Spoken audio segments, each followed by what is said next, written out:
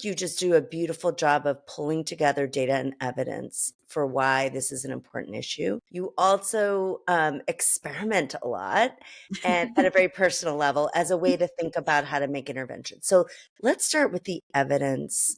Why is this an important issue for us to all be thinking about, both in our own particular lives, but also more broadly?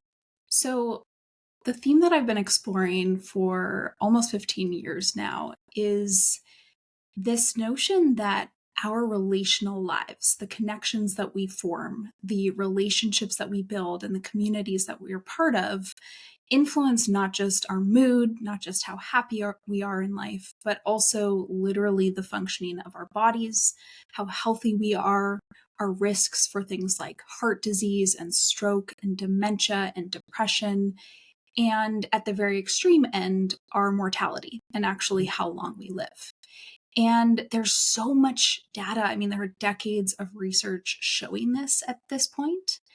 And yet, that hasn't kind of been translated into our day to day lives. We see and we hear increasingly in recent years about what many people call a loneliness epidemic, where a lot of people around the world are experiencing loneliness on a regular basis. They feel like they don't have people they can confide in.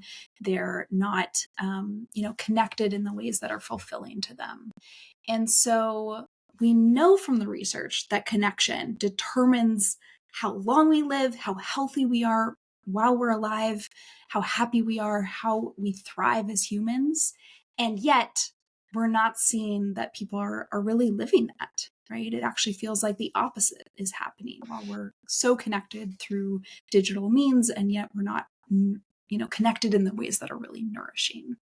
And so in my work, I've been exploring this idea of elevating relationships through this language of social health and really kind of redefining health as not just physical and mental, like we typically talk about, but also social. And by that, I mean not just social determinants and the kind of environment around us, but actually our relationships and our connections.